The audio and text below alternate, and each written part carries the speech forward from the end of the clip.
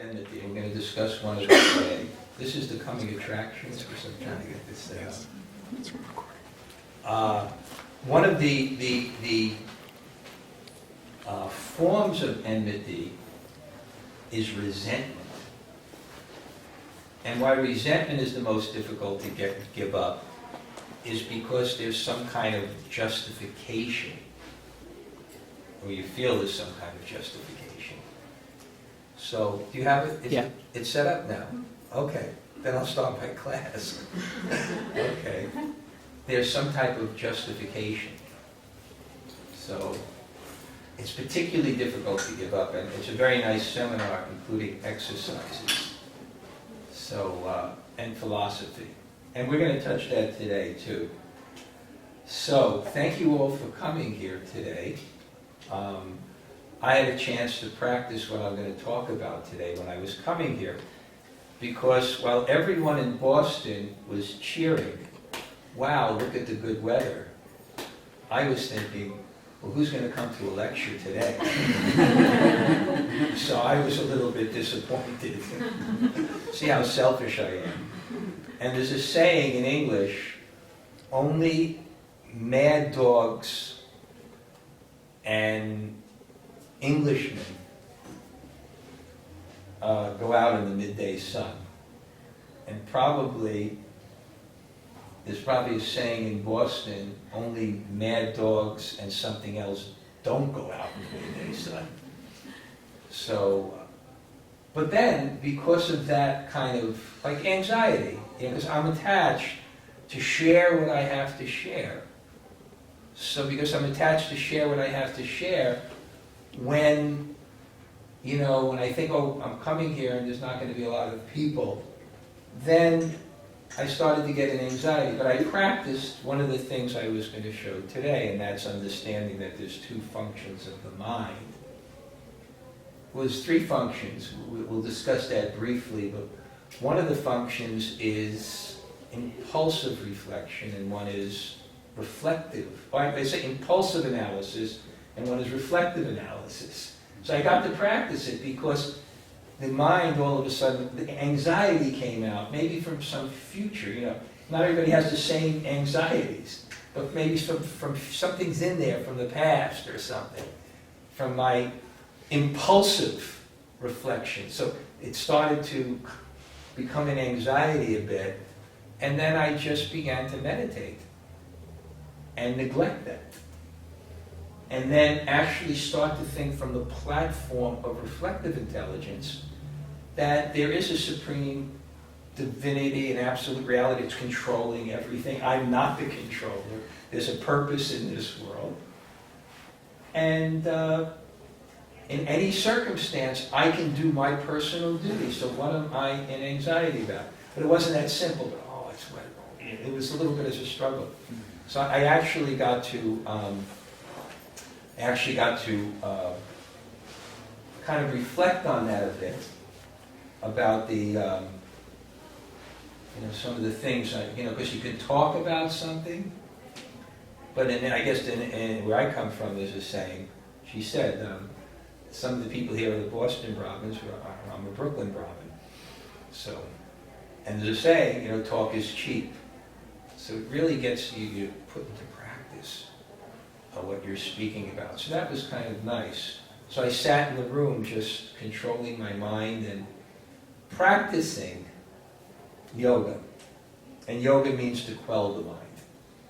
And there's specific techniques to do so. We're going to discuss some of them today also. And so I think what I'm trying to do, it's a very, very broad topic. What I learned is that, these are vast subjects. If you can just share something. So what I wanted to do today is kind of reveal the kind of knowledge of the mind that's there in the Vedas. And the Vedas mean the Indian scriptures, and it has a very, very nice concept of Vedas. It's kind of, the concept would be given in an image. Somebody who's more orthodox may take it more literally, someone less literally, but the image we can understand that there's a supreme Lord, and as he breathes out, the universes manifest. And that same breath, from the head, purifying. That same breath that creates everything. God said, let there be light. The same breath that creates things, that same breath gives knowledge of how to utilize things. And that's what knowledge of something is. Knowledge of something describes its utility. So there's a great, vast body of literature, unlimited, in India, which describes every subject in the world, every field of knowledge, and describes what things are for and relevant, including the mind. So I wanted to share some of the understandings of the mind, hopefully for personal application. Now, I was challenged recently, and it was very interesting. I'm in a particular theistic tradition, and someone in my tradition, they took some therapy that was very, very helpful for them. And then they challenged me, and it wasn't challenge, it was asking a tough question. You know, where is therapy in this Vedic literature, in this vast subject? Where is therapy? And I thought about it, and what I thought is it wasn't so emphasized. That it was more focused on preventive medicine. And I thought of the two most common ailments that people, most common ailments that people experience, or one is depression and one is anxiety. And I thought that in that type of, what they stressed is sufficient nurturing when someone was young, by keeping families intact and these type of, so when there's sufficient nurturing, the heart becomes filled up with love. And really what depression is hopelessness. And that hopelessness doesn't really manifest if one is solid in that formative years. So that was where it was. It did, it wasn't almost like a specialty. It was taking care of and anxiety. I think, and I'll just go. I don't want to go too much tangent because there's so many subjects I can discuss. I really want to focus, but I thought also that I did this once when a little study of astrology. That there's a karaka or an indicator for how strong your mind is. And that's the fourth house and the moon. The same karaka or indicator for how strong your mind is the same indicator for the mother. So there's a direct correlation between one's nurturing experiences and the strength of his mind. And the strength of the mind means your ability to both control emotions and express it. In other words, within your control. You can be open-hearted and you can be open-hearted. You can also restrain yourself when something is not unhealthy. So that was where the focus was. And I thought about it, and anxiety is mostly caused, and I saw this. I lived in India for many, many years, and when I came back, I got to live, and that's where I'm living now, and it was like I was a monk, but I was surrounded by people that were raising children. So I got to observe, and I got to I actually was not only observed, but I was educated by the parents. And I saw that with children, that one thing that causes anxiety is when there's not healthy boundaries. Because when there's healthy boundaries, they grow up in some kind of fixed conception of this is the world that's determined by their parents in a healthy way based on some knowledge or tradition. before the child has a developed intelligence to really know so much himself, then what happens is he's secure. Because when he's young, he grows up in a world that's set. And when there's no boundaries, every day the child's world is different. One day it's 7 ice cream cones. The other day it's no ice cream cones. And it's, and so when it's set, it creates a stable mind. And when you're young and you don't have those boundaries, then every day the mind's a different thing and you grow up that way. So I thought when they asked me, where is therapy? The Vedas was spoken in a particular culture where there was a fixed social structure that really focused on nurturing and healthy boundaries. And then I had to frankly admit also, when you take that knowledge, maybe I'm reading books that are 5,000 years old, when you take that knowledge into another context, where it's not so fixed and the social structure and the family lives have been, almost institutionally dysfunctional and increasingly so, then people have to focus on the repertory, that type of, the therapy becomes real focus, and therefore every spiritual tradition has to be kept alive according to the circumstances. So when this person was coming to me about where is therapy and they were doing something, I was saying, well, yes.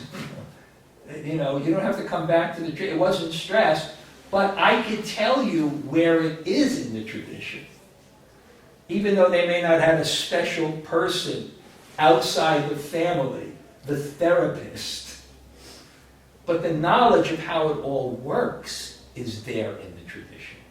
And I felt very profoundly. And I found that out recently also when I was I lived in India for like 20 years straight. I lived in what they would call a holy place. And it was also a place of scholarship. So I knew many Sanskrit scholars. And I had one friend, and he was an extraordinary person. First, he got a master's degree in industrial engineering from the MIT of India. And in fact, in this school in India, the parents say, I didn't get my son into IIT, I guess he'll have to apply for Cornell. It's like very prestigious. So he had that, and then he had a PhD in Sanskrit. And then he also had a law degree. He's a very brilliant person. And he was teaching as a visiting professor, and I asked him to speak in New York City as a friend on Vedic psychology. So he also had to think it out. Okay, where is this and how is it applied? And I went to his lecture and that was kind of interesting.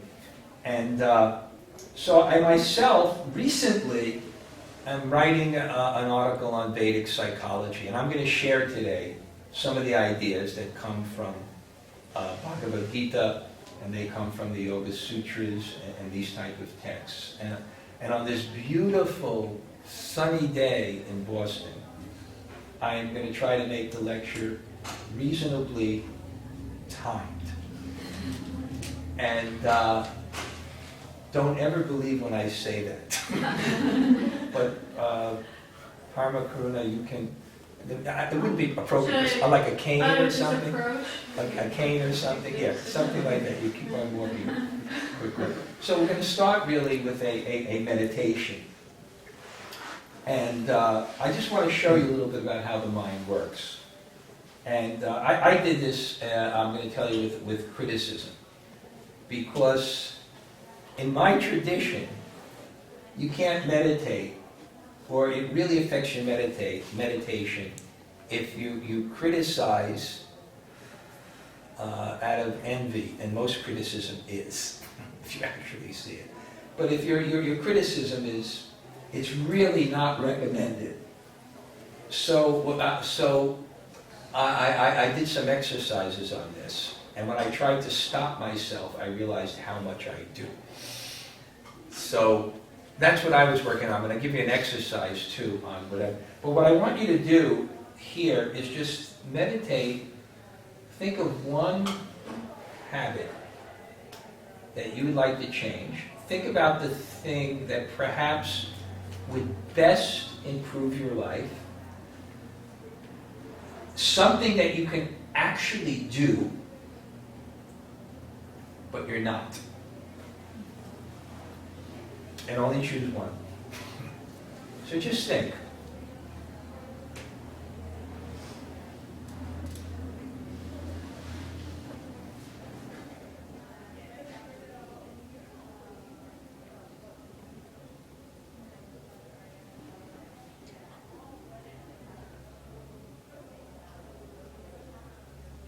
Did anybody find anything? Yes. Okay, now what I want you to do, and this is going to fit in with my lecture of analyzing the mechanism of the mind and sharing with you some of the knowledge. And again, it's a very interesting subject for me because I felt that I had to, I can't say keep the tradition alive, but I had to think in creative ways. Because the knowledge is there, but it's so much more needed now to really focus on, because basically theirs was all, you're kind of stable, you want to transcend. And today it's more, you just want to be stable. Then you'll think about transcendence later. So here's what you're going to do. Now in this meditation, there's two people. One is an advisor, and one is you. Okay? Now, you take the role of the advisor and start counseling you on that habit. Do you understand? That's why I have two chairs here. Start counseling yourself in your mind. Well, just for a few minutes, just counsel yourself. What would you tell yourself to help you improve?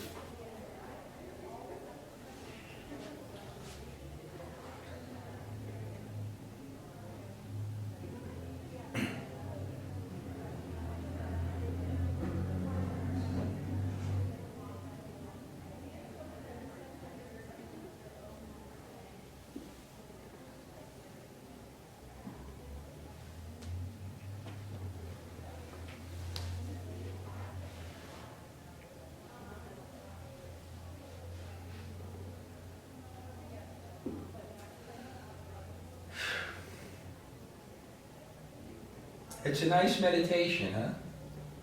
I don't know how much more we can go on this. I'm just trying to... you think you'd be successful in advising yourself? You know, these habits, they're very, very... I'm going to actually, in this lecture, also describe from a Vedic conception of the mind. It's interesting what a habit is and how it gets formed. So, I'm going to do something. I'm going to outline a general outline of this psychological theory. Which I didn't really read it someplace. I just put all the information together. And I already explained as the Bhakti, before you were here, I didn't want the class to start, so I gave a coming attractions of my next class. And I described, you know, the mind and what yoga is, and how yoga is to bring one to the pure state of the mind. Which, at the pure state of the mind, one of the qualities is that it's translucent and it's reflective. And therefore, when you come to the pure state of the mind, you can see yourself. And therefore, you can act in harmony with yourself and be peaceful. If you don't know who you are, then how can you be in harmony? How can you lead your life in harmony with yourself? In disharmony, the symptom is suffering, actually. But before getting into, so what I'm going to describe now, and people who know me or ever heard me lecture, I don't use PowerPoint presentations. I use hands. I explain things with the hands. So this is the first principle of the mind. The first principle of the mind is that the mind is malleable. It's always changing its form. And according to the form that the mind is in, that is how you will feel, and that's be the level of your determination. But because it's malleable, it's always changing. Did someday you just wake up and feel very restless? Did one day you wake up and just feel very lethargic? Perhaps one day you woke up and felt peaceful? So the mind it's so changing. You see, so I'm going to describe, according to the 14th chapter of Bhagavad-gita, there are everything in this world, including physical and mental, because actually in one sense there's no difference. It's just a different combination of the same things. The mind is also material. It's different than the self, the pure self, as the body is different from the pure self. So here it is. So basically, I'm going to, with my hands, demonstrate that the mind can be in three basic shapes. And they're called gunas or modes, and they have symptoms. And I'm just going to explain a few of them. But we have to understand it's unlimited, because these three modes, which are called goodness, the platform of lucidity, that'd be goodness, passion, the platform of action, and ignorance, the platform of inertia. They're like primary colors. Although there are three, the primary colors can mix in an unlimited amount of shades. So it's unlimited what these modes can create, both physically and mentally. But we'll basically just concentrate on their three basic characteristics. So when the mind is in this shape, sattva, which means the nature of being, the pure nature of being, when the mind is in this shape, then the quality is peacefulness, willpower, discrimination, reflectiveness. That's why yoga means to come to this state. When the definition of yoga chitta vritti nirodha, is to stop the vrittis. What's the vrittis? It's the transformation of the pure mind into different modes by thoughts based on these modes, okay? So this is the pure state of the mind, and this is passion. Passion is restlessness, anxiety, intense ambition, misery. And this is ignorance. Ignorance is the opposite. So as this is lucidity or light, this is darkness. You can't discriminate, you can't understand things very clearly if your mind's in ignorance. And you have no desire to act. It creates depression, inertia, lethargy, foolishness, etc.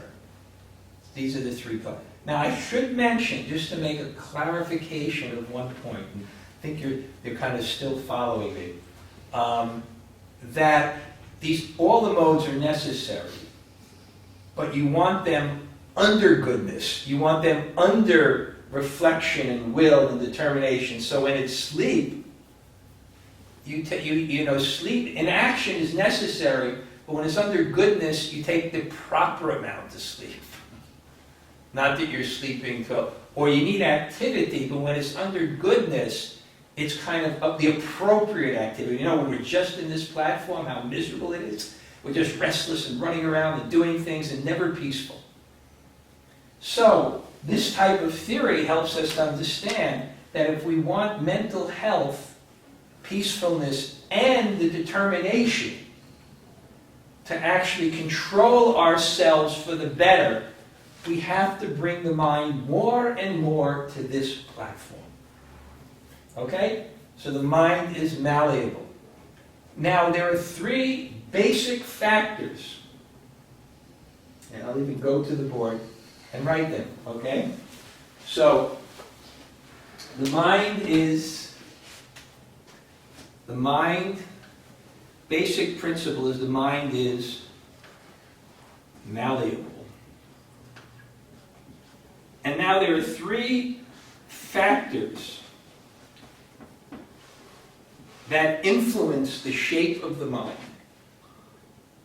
And if you actually understand these factors, you could do one thing that'll bring you closer to determination and will. You could do one simple thing that will give you willpower. So these three factors, and again, what I felt I had to do is taking this knowledge of the Vedas, which was spoken 5,000 years ago, and seeing that it's really speaking now to people in a different circumstance who don't come from socially intact situations where they get those appropriate boundaries that create security when they're young, or the sufficient nurturing that create this kind of love in the heart that gives one hope always. I don't like to go off on a tangent, but I will anyway. But it's not exactly a very far tangent. But I once gave this lecture called The Mind, the Mother, and Food. And I described how by feeding, when the mother is cooking, or the nurturing figure is cooking, and how that transfers the love. And then the child is eating, and and the mother is cooking for the child, and especially when he's young, and the child is just he's tasting the love, because whatever cooked is done for his pleasure. So I kind of said in that type of culture, there's a lot of, it's inoculation. So I had two experiences with this, and so I developed this whole theory about the mind and the mother from astrology. It's the nurturing factors in your life. If it's strong, you have a strong mind. And a strong mind, you can think of someone with a strong mind. They're very open, but they're not sentimental. If some impulse is unhealthy, they can be very strong. And they're not afraid to open the heart to someone. So you can think of someone with a strong mind. That's what it means. So I gave a lecture. To 150 monks in India. And these were the most high-class monks. They didn't let any monk in this ashram until he's graduated college. Because in this type of culture, a monk has a period of time where he can get married, and the monk is, so they think maybe they'll go out, they should. And then they say, no, you got to work for a year. Because, you're in the ashram, it's going to be discipline. So you have to work for a year. So these monks, they're amazing. They're select. People want to get in, but no. And after the lecture, someone came up to me and said that, when you said this about the mother, he said, practically every monk that's here, and these are people that are happy in their renunciation. They're very elevated souls, but they're peaceful. They're not frustrated people. And they said, you know that? Every monk here, he has such an intense relationship with their mothers, it's very hard for them to become monks. They described it because that enabled them also to remain celibate. There was some satisfaction in the heart. Plus they had, not anybody just gets satisfaction in the heart to remain celibate. It was two things. They had a spiritual evolution that they were a bit renounced, but they also had this. So the three factors are environment, I'm not so used to this. Environment, and we're going to discuss that. Actions. I'm going to discuss the science of these as it's found in this Indian literature. Environment, actions, and karma, or your destiny.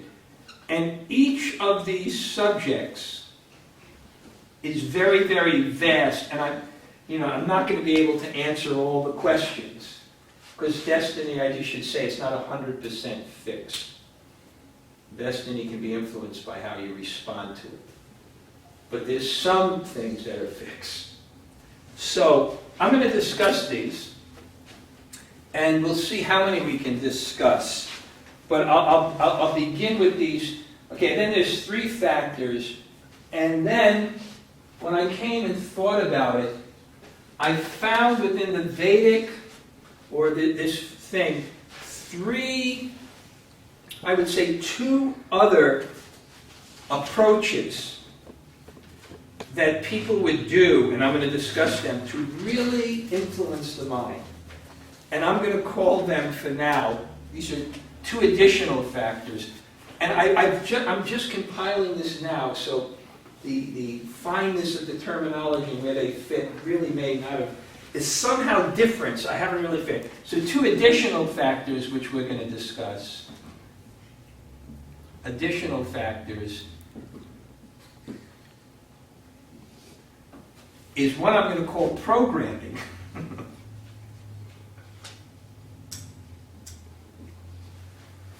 There's a discussion in the Vedic literatures how to program the mind. And I'll just give you a very simple example. Let's say in my mind from my past, I started to get nervous. I was explaining, no one's going to be here. Right? No one's going to be here. And then I would get an anxiety. So there's a way to program the mind. I can put another image in there. And that is perhaps a remembrance of a small group where it's intimate and deep. So you can create other images in the mind. And it's actually described in the Vedic literatures. That you have some impressions, and you can add into other impressions that counteract them. And what I'm finding is whatever psychological theory basically that's mentioned in a contemporary way, you'll find some. I felt when that person said, well, where is therapy? I really felt by studying the Vedic literature, whatever someone brought to me that had some truth to it, I could categorize within that information, where they may have not focused a special field on it because it. Okay, and one other one I would call mindfulness, and we're going to do an exercise on that. So I'm going to explain them kind of briefly now. Okay? So this is really, I love describing environment because Paramahamsa Yogananda said when you want to kind of change the mind or control the mind, he made a statement that environment is stronger than willpower. And this is how, again, I'm going to describe it with the hands, and you'll see. So this is the mind, and it's malleable, right? And you really want to move the mind as much as possible to goodness. So everything is in the modes. So the mind is in these modes. Again, we're just limiting to 3, but it's in the mode of ignorance, and they're always competing with each other. Because these influences of destiny, actions, environment are always changing. So that they're even the destiny, the mind, so it's always changing its shapes. So you want to nourish, because the 3, they're in you, you want to nourish this goodness. In fact, there's a whole culture in India called Brahminical culture, where there's a whole lifestyle simply to support this by environment. So here's how it works. Okay? So this is the mind and this is the environment. And the environment means the objects of sound. The environment means the objects of sight, the objects of smell, the objects of touch. Which one did I leave out? Taste. What? Taste. The object of taste. They're all in the modes. So that's what your environment is. So according to the shape of the environment you're in, it will naturally have an influence on the shape of the mind. And if the environment is in goodness, it will increase willpower to the maximum degree. So all the sense objects, sound, taste, they're all in these modes. And a cultured society tries to keep those objects in goodness. And I'm just going to describe because that's a whole class in itself. One day, Parama Karuna, because there's such nice people here, there's a seminar called Environment on Consciousness. How does that work? But I'll just describe it in terms of the object of sound. So sound or music is in these different modes. And sound is very, very absorbing. So according to the object, the sound, it will move the mind in a particular way. And I'll give you two examples of this very, very practically, and then we can discuss something else, because I really want to leave a lot of room for discussion, and there's so many things to cover. This is very interesting. Sometimes I was studying, there's a distinguished professor in Boston, and someone, when I was here last time, gave me his tapes. He's called Peter Kreeft, and he teaches in Boston University, and he teaches what would Socrates do. And when I drive my car, I listen to all these tapes on ethics. I listen to all these tapes on ethics. And so somehow, I don't know how it's related to ethics, but he described this. And Scott, from your military interests, you'll find this very... He was a king in one of the dynasties. He had limited police force. So he had to make a decision how to divide up the police force in the country. So the way he did it, because at that time, the area, it's not like today, villages were, what's the word, all one homogeneous? Is that the word? They were kind of like, everyone's homogeneous. Yeah, they were homogeneous, kind of one. So, that's the way it was. So he'd send a person around, and he'd listen to the music of the particular places. Because another factor is what you are internally is what you generally like externally. Some people like to be this, even though it's not good for them, and therefore they create an environment like this.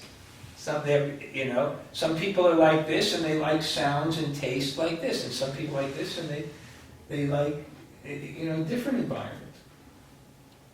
So he saw that if the music was like this, it was because the people were like this. And therefore, he can understand that the symptom of this is a lack of light, because that's the symptom of, and there's a lack generally of morality, because you don't see things properly, and you're more impulsive. So he actually moved the police force around according to the music, because he understood the correlation. And another example was in New York City, and I found this out, and I thought this was kind of startling. I'm trying to be politically correct, but I'm trying to find what you call the people without. But there were people that liked to stay in the Port Authority. Because why? It was very dark, it was dirty, and they just were very attracted to that. Now, New York made a decision that we have to increase our public transportation. Because we're going to increase our public transportation, we have to make the Port Authority, because when I grew up, no one wanted to go to the Port Authority. So they wanted to, make it nicer. So the first thing they said was, we have to get these people out who are panhandling and sleeping there, and so they got the police and they dragged them out. But they kept on coming back in. They kept on coming back in. Because they liked the environment. Because it was the same mode as them. So what they did eventually is they played, music in the mode of goodness, kind of. More maybe Handel's Messiah, these kind of dun, dun, dun, dun, dun, dun, dun. And the people left. Yeah. That's how they solved their problem. Yeah. So it's so the environment, how you keep your environment, will affect your consciousness and give you willpower. And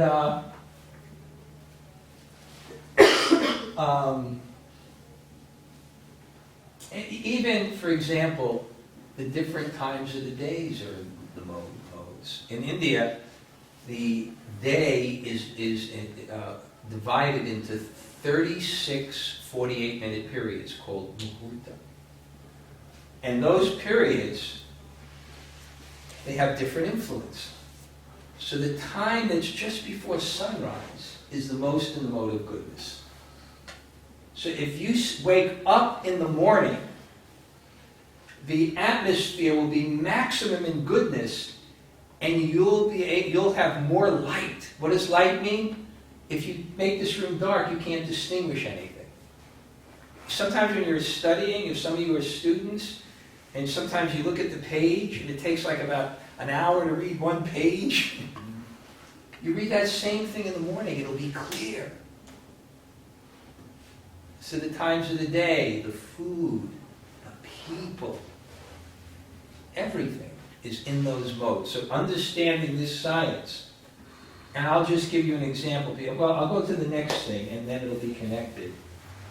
So that's the environment. Then there's actions. In the same way that actions are in particular modes. And I'll just give you an example of one thing that I did that would make this kind of clear. I gave this seminar called Environment on Consciousness. And so I told them, I'm going to about one vow that I made. Now, I was about giving vows, and we're going to discuss that, how that works. There's about one vow that if you do one thing in the environment, if you can change one thing in the environment towards goodness, it will impact your consciousness and give you more willpower. So I thought about it, and I said, for some reason or other, I don't put things away, because somehow that was my training.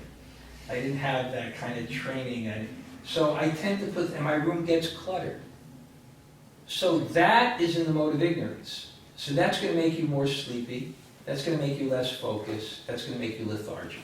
So I thought if I can change this one thing, it will really help my meditation. So I made a vow.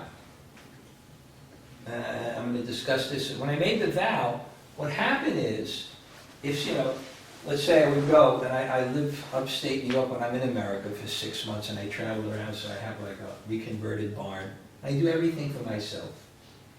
So I'm cooking, and then the dishes are there, and then what I should do is immediately clean them. Because it's a principle. It's actually it's a spiritual principle, cleanliness. It's one of the foundations of spirituality. So I should clean them, but what happens? Two things. Either, not now, ignorance, or I have something else to do. So what happens is, by not doing that, that's an action in the mode of ignorance. So now I not only have my environment in ignorance, I have the action in ignorance, and it affects my consciousness. So by making the vow, this simple thing to, pick up everything, and it was hard for me, because I didn't have that training when I was young. It takes time, fold it up, clean it up, put it away. The actions were also in goodness, because actions in goodness is when you act according to a proper principle. Actions in ignorance is when you don't. And restless and passion is when you're just restless. But when you act according to principles, that's also in goodness. So that actually also affects the consciousness, your actions. Here's another thing. Now this is very, very interesting word. And if you understand this word, you'll understand so much about how you can maximize the development of your consciousness to create willpower, elevate the consciousness. It's used in one way, but I'm going to explain it a little bit more in depth. This word Dharma, but I'm going to bring it to a more contemporary understanding. What this word Dharma means is what you should be doing. At any moment, you have a responsibility, and you're faced with so many choices. So how to know what to do. But here, the root word of Dharma is essence. Why? The essence means the quality which cannot be taken away. So what's the essence of water? Liquidity. If I give you something and it's not wet, it's not water. What's the essence of sugar? Sweetness. If I give you something and it's not sweet, it's not sugar. So Dharma means, what's the essence of you? What's the quality that cannot be taken away? And because if you want to know what you should be doing, you have to understand what you are. Like if you have a part in a machine, the part has a purpose in relationship to what it is part of. And if you take it away in a village from a complicated machine, it has no value. So your duty depends on your eternal nature. And your eternal nature is spiritual. You're a particle of consciousness, of the supreme consciousness. And the part is meant to serve and love. It's meant to serve and love the divine, which is inclusive of everything else. So that cannot be taken away. And my teacher, he gave a simple example. Sometimes you see an old lady, and that old lady, she lost her husband, and she didn't have any children, and all her family, and she has a dog. Because that desire to serve, the pure selfless spirit of the soul, that's our nature. So what Dharma means is our eternal nature and the activities that bring the consciousness towards that. So what happens is, if you understand Vedic psychology, now I'll describe a little bit about the mind, and then I'll describe Dharma. And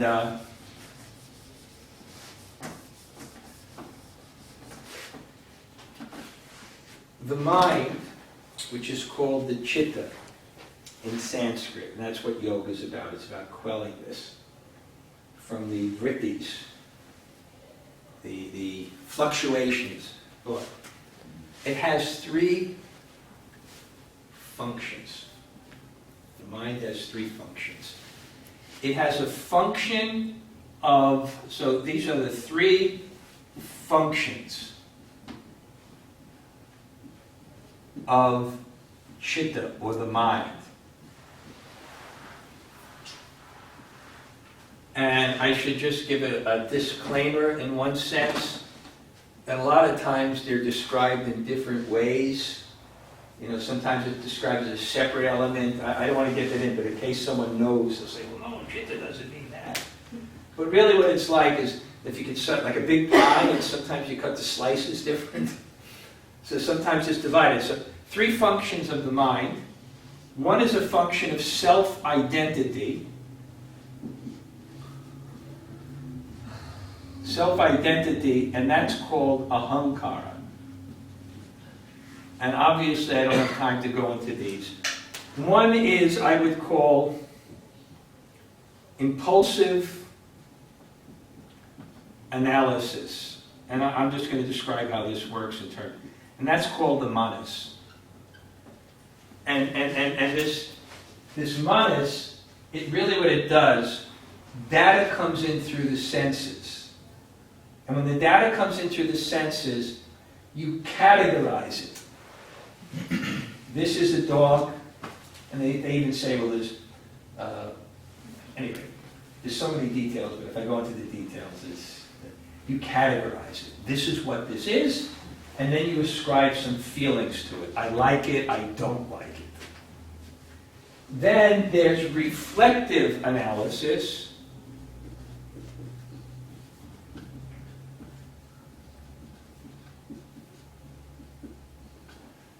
And that's called the buddhi, or the intelligence. Okay, reflective analysis, that's called the buddhi, or the intelligence. Basically, these are, the emotions, this is the identity, and that's... So what Dharma is, I'm going to put Dharma up, I erased Dharma. What Dharma is when the impressions, the information comes in, and you ascribe some feeling to it, your feeling may be incorrect according to your past experience. Right? You may like something that's healthy for you. You may like something that's unhealthy for you. You may not like something that's healthy for you.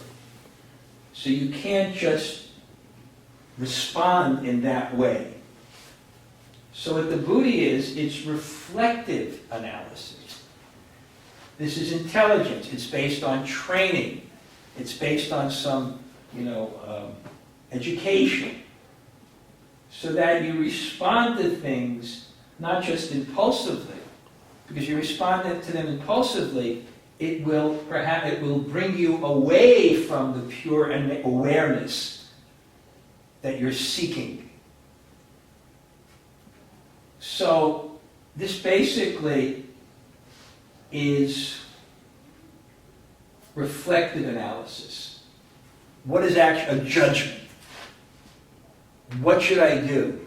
And to actually respond appropriately, you need two things. And that's actually what yoga is actually about too, because there's practice and there's two things basically. You have to have knowledge. You have to understand what a situation is. And then you have to have some discipline. You have to be able to do it. So a lot of healthy life is coming to a platform of reflective analysis. Now let me explain this word Dharma, because Dharma is the eternal nature activities that bring us closer to that. So what Dharma means is this information that comes in basically to the manas through the senses. Okay, and it's going to come in and it's going to affect your consciousness, right? It's going to affect your consciousness, how you feel. In the future also, right? Because the impressions that are made, and I think I would not have enough time to give something detailed, but I'll just briefly say that what attachment means is memory of pleasure. And according to your memories of pleasure, that's what you'll be forced to do. But you may have pleasures that were not healthy for you. Pleasures don't necessarily give you happiness. Because happiness will be more the state and mode of the mind than the stimulation of the senses. So for example, you can do something that stimulates the senses, but brings the mind to ignorance, and therefore brings you to depression, even though you kind of enjoy it. You have an alcoholic, he's taking, that tastes great, that great steak. But his mood, his happiness, he's coming into ignorance more. So there's not a direct correlation between that. You see, so what happens is you have memories from your growing up, and this is why in the Vedic thing, why there was so much stress on the mother. There was so much stress on the mother. And there's a lot of stress on that because the nurturing figure, when the child grows, his intelligence is not developed. So he cannot digest things. Like right now, you're an adult, you have some circumstance that happens to you, and you have to respond to it, and you have to have some feeling about it, right? But you can digest it, because you can say, okay, it's this way, maybe I was also wrong, there's another day tomorrow, or I deserved it, or there's so many things that you can do to digest it, so that whatever comes in through the senses, to the mind, you can make a good impression in the consciousness. A child doesn't have that option because his buddhi is not developed.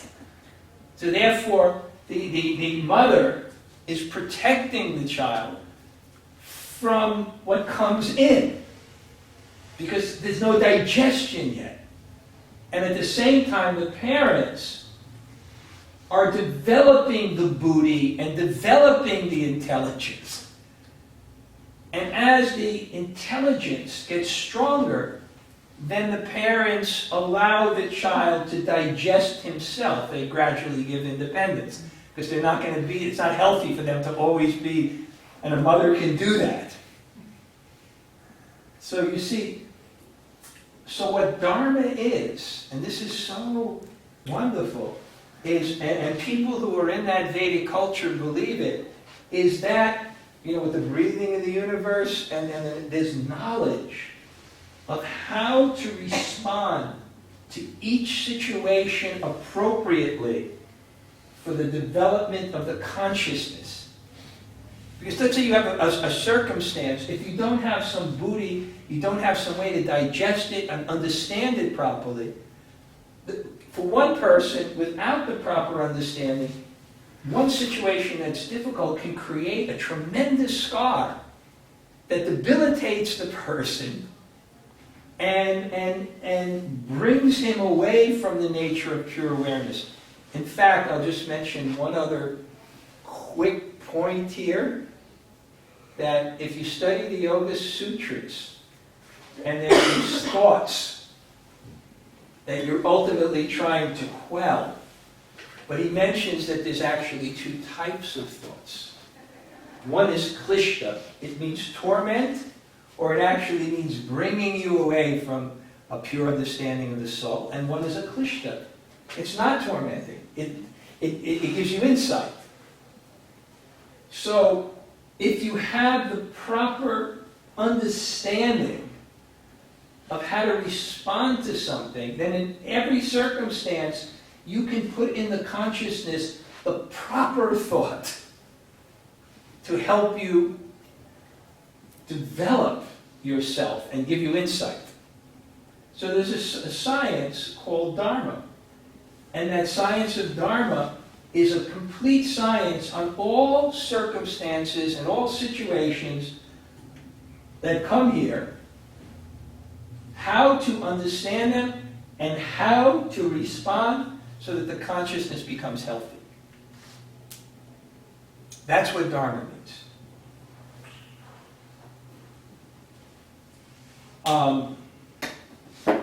So that was a lot to digest. So I hope you understood some of that. Okay? So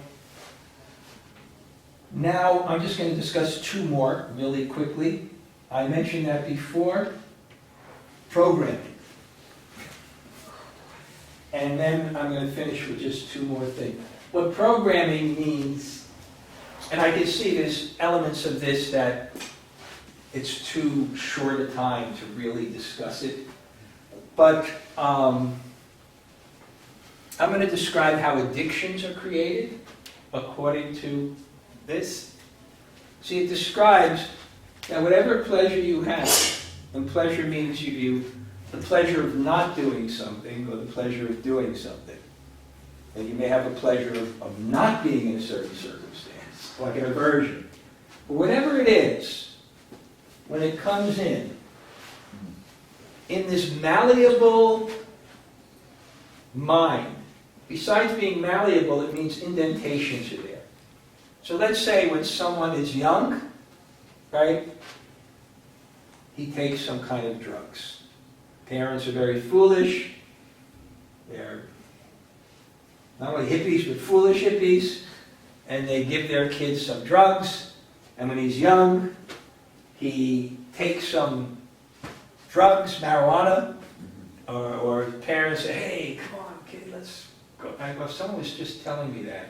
How someone trained his kid with, like, when he was young, take a picture, like a young kid. Here's like a NASCAR cup with a beer, take a picture with your dad. So what happens is, there's a samskara, there's an impression that's made. Let's say the hand. So this is the impression in the mind. So this is created. Your father, when he was young, let's go out drinking. So you developed it, but it's not good for intoxication will make the mind like this. It'll create depression. But you got a pleasure for it because it's stimulated. So what happens is you have an impression now, a memory of that pleasure. And when you have that memory of that pleasure, that's going to force you in the future to do the same thing because there's this indent there for beer. Right? So it's going to be pushing. And you can look right now. Things are pushing you for pleasure that are not good for you. I'll give you a classic modern example. Right? We all like frivolous talk. Maybe not. But if you want in spiritual life, it's not good for the spiritual consciousness just to gossip, to talk about others, just to hear about everything. It's not very favorable. So okay, we had it. So I grew up, and I remember me and my brothers, we would wait until the New York Post came, and it would be a real argument, who got the Post first? And then we would read the newspaper, especially the sports pages, and then read all the gossip columns, and then, all these things. So we had a pleasure that wasn't actually so healthy to actually, as you can see, a child can be trained. And I'll just make one thing. The most powerful way to make a healthy impression in the consciousness, the most powerful way is exemplars. Person has affection for his father, has affection for his mother. There's like a relationship that's developed in the appropriate way, so he has that kind of impression. My father is good, my mother is good, authority is good, and they have exemplary qualities. Those qualities will come to the child. He'll develop an attachment. If the father is noble and he does the right thing, it'll be such a strong thing in the child that I will do right. And he'll have an attachment for doing right that's stronger than anything else. And I tell you, recently, I know these old Indians that I knew one older Indian person. When they were trained to have an attachment for truth, to honesty. And when they gave their word, they would die for their word. And I know one Indian man, he was in a joint family. It means he was the oldest brother and lived with a couple of his other brothers. And even he told me his younger brother was a rascal. So his son would always get in conflict with the brother, but he had to keep peace. So sometimes he would have to support his brother. The son took offense to that. And when the son was 20 years old, he left home. They couldn't find him. That man made a vow. Until my son comes back, I will never again come home. I will never again eat grains. I will never again eat spices. I'll never eat any oil of any type. I'll never eat any sweetener. I'll never eat any grains. Anybody figure out what he ate? Milk, yogurt, fruit, boiled subject. Met him 40 years later. Because he made a vow. Whether the vow was right or not, but they had such an attachment for truth. So, I lost my track there. I guess let me just get here. Okay.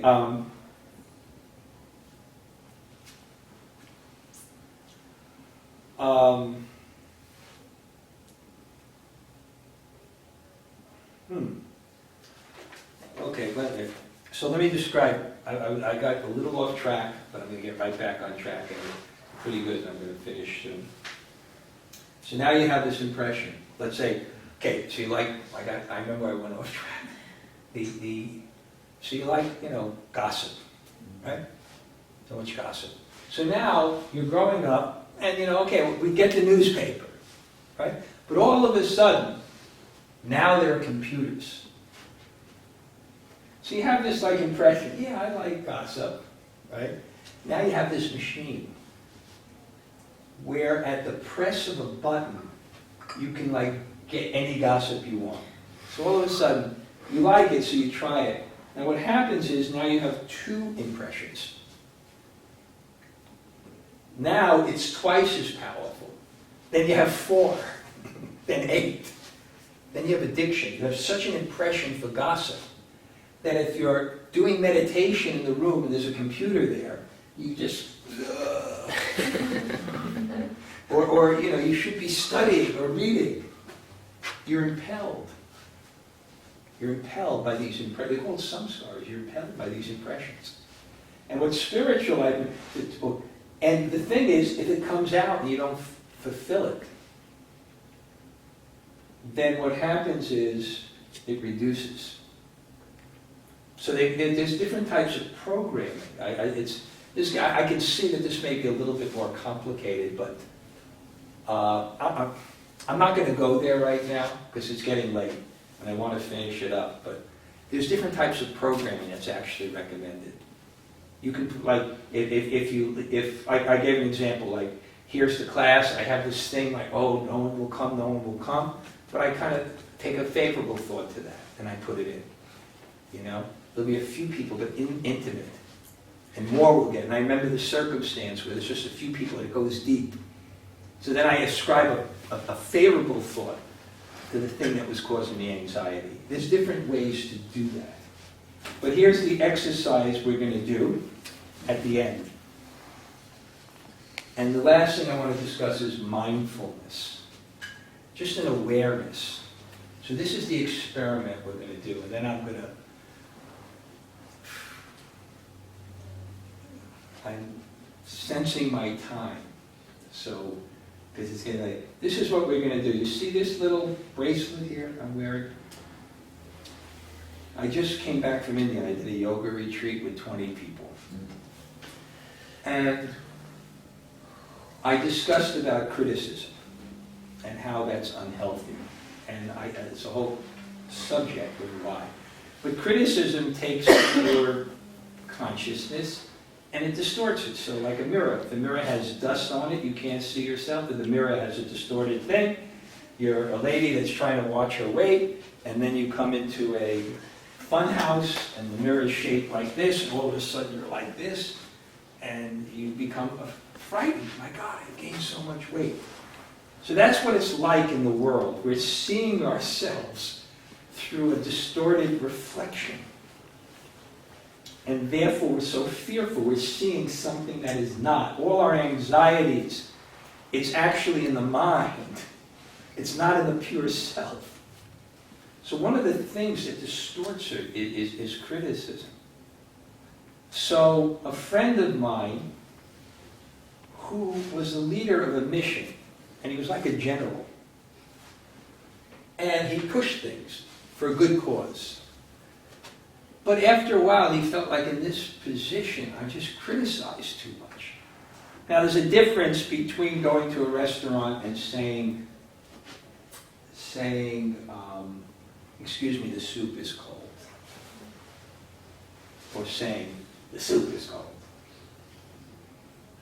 So there's a certain criticism, and most of it is, you can see, it's born out of something unhealthy.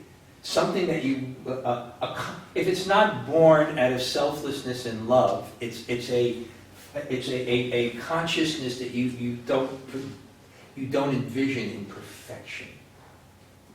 So I saw he had this thing where he had these bracelets, and it was a particular thing of not criticizing, and it was very, very simple, but I saw the relationship to this. It was, you put the bracelet on, and if you criticize, then you have to remove it, and then you have to put it on the other side. So, and the idea is you have to try to keep it on one hand for 3 weeks. So I gave out these bracelets to the people, and just one day, and I asked people, well, what happened? And this is basically what happened. They were in a certain circumstance, someone did something wrong, or whatever, or disturbed them, or was against their modes, and they felt a pleasure in criticizing.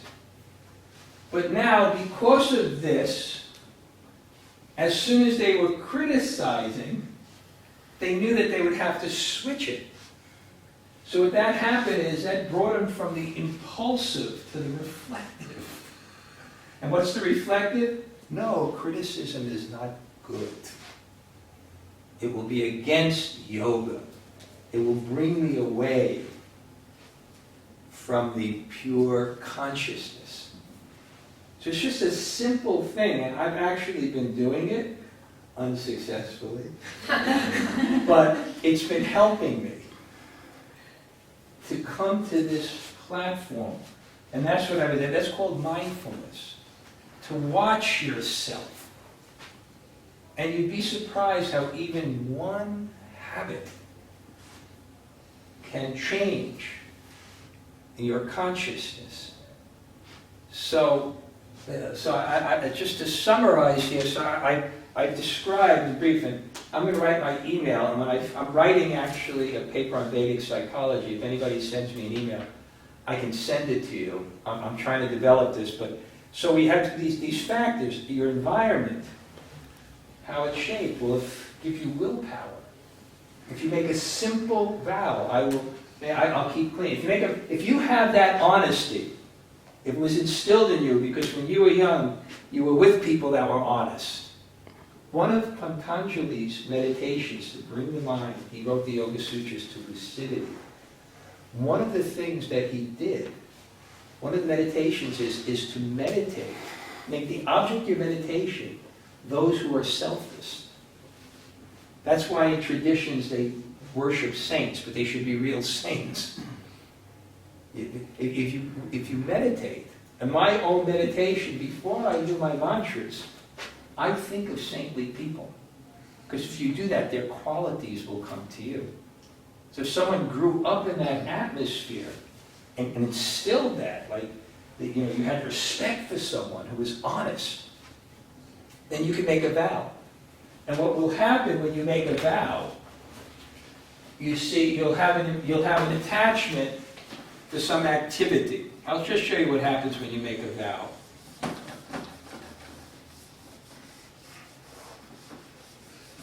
So within your consciousness, you'll have an attachment for criticizing. Okay. You'll have an attachment. You get pleasure out of it. But then you make a vow. Okay? But in your consciousness, from whatever it is, whether it's straight edge or your parents or whatever gave you, or you have an attachment for truth. So what happens then is when the attachment for criticizing comes up, you're attached, because you said, I will not criticize, the attachment for truth comes out. That's what vows do. Very powerful, so important. I had one person, he's a distinguished scholar actually. He lectures here in Boston. And he was in India, and he had this guru, and his guru had 9 PhDs in all Indian schools of philosophy. So he said, I'm going to get a guru who's very learned. And he went, and he was waiting for the initiation lecture. And the lecture consisted of 2 words. Be honest. That's why in traditions there's so many books about people who are moral, who are honest, to create that in one. Because with that you can do so much. And when it's lacking, you have struggle. So if anyone would like to try to make a vow of a habit, or even this one of criticism, and would like one of these, I bought some, and I have them in 2 colors, in red and gray. And if you'd like to write me your experience, if anybody said, wow, I did it, then I will put your picture on my altar and worship. No. So this is my email, dds@waves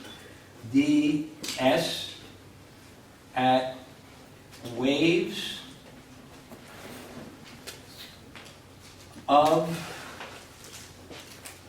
devotion.com, and I guess you probably have my name.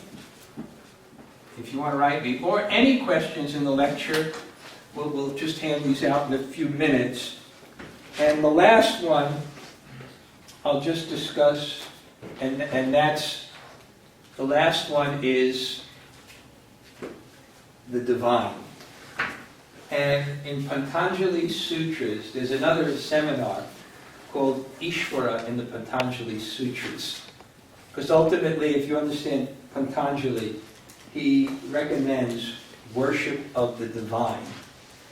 And the method that you do that is by chanting mantras. It's understood there, they say the pranava mantra, which is Om. And pranava means prakritena, perfectly.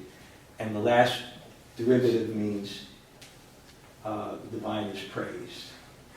So by that type of chanting of mantras, and then the commentators say on that simply by longing, the divine bestows his grace upon the yogi. When this happens, the fruits of yoga become quickly available.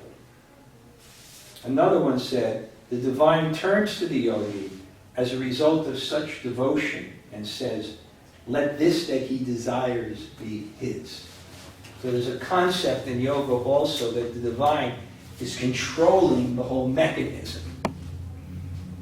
And because the mind is an instrument, and the class that I tried to give is to show you there's an instrument. And this is the knowledge of the instrument, this is how it's used. And if you kind of learn how to use it, then you can benefit, because everything is dependent on the mind. But the worship of the divine in yoga is recommended. The reason it's recommended is because for every what's called niyam, which is called moral observances, if you do it properly, there is a result. Vitality, you'll remember your past lives, etc. But the result for that one is samadhi, which is the goal of yoga. So Patanjali says you can meditate on anything and achieve yoga, because when you meditate, you neglect. But if this object of meditation has a reciprocatory effect that removes the obstacles easier, so that's actually recommended too. So that's a whole, each one of these is a whole lecture. But the way we will finish it is we'll just chant not more than 2 minutes, 8 chakra. And I'm going to chant my own mantra given in succession from my teachers. We'll chant that for 2 minutes as that part of the thing. And then anybody would like to come up, we will give them the things. And as usual, I have so much to speak on that foolishly I didn't leave any time for questions. So I'm going to chant for 1 minute, and then you can come up, and while you're coming up, anybody wants to get it, one of these things, and then you can inform me how you do. Okay? So, Karmakuna, Yeah. 2 minutes, not more. I'm watching the clock. Okay, starting. Be honest. What's that? Be honest. Well, how can I be honest if the clock stopped? We'll blame it on the clock. Did that clock stop? I don't know. You may have stopped the clock. You made it stop. I stopped the clock. I have a timer. How did I stop the clock? Maharaj, What? I don't know. Let's say I stopped the clock and it went on for an hour, but the clock didn't move. Okay? All right, 2 So, minutes. if you like, we can meditate on these mantras. And this is Hare Krishna, Hare Krishna, Krishna Krishna, Hare Hare, Hare Rama, Hare Rama, Rama Rama, Hare Hare, Hare Krishna, Hare Krishna, Krishna Krishna, Hare Hare, Hare Rama, Hare Rama, Rama Rama, Hare Hare, Hare Krishna, Hare Krishna, Krishna Krishna, Hare Hare, Hare Rama, Hare Rama, Rama Rama, Hare Hare, Hare Krishna, Hare Krishna, Krishna Krishna, Hare Hare, Hare Rama, Hare Rama, Rama Rama, Hare Hare, Hare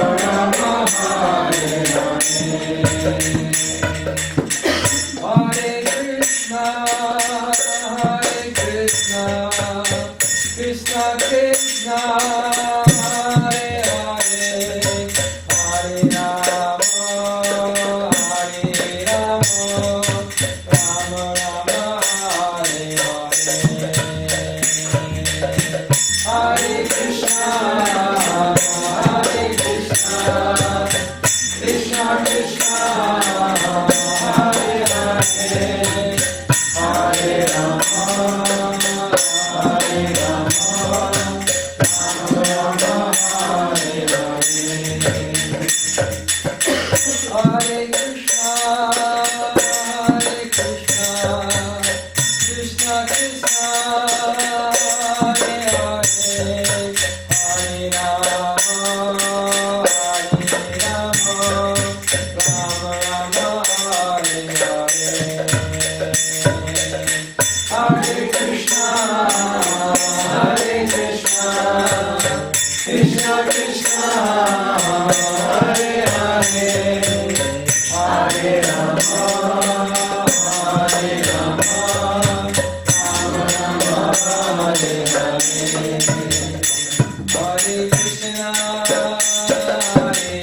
Krishna, Krishna Krishna, Hare Hare, Hare Rama, Hare Rama, Rama Rama, Hare Hare, Hare Krishna, Hare Krishna, Krishna Krishna, Hare Hare, Hare Rama, Hare Rama, Rama Rama,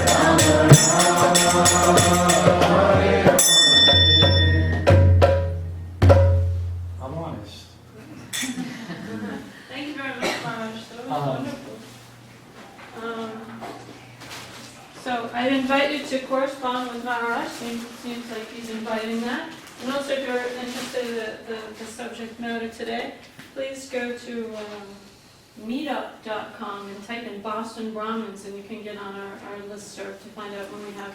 Sometimes we have formal lectures like this, and sometimes we just have a small discussion group. We have a topic we discuss, or we do a book group reading, something like that. Good to meet like-minded people. All right. Thank you very much for coming today. This is great.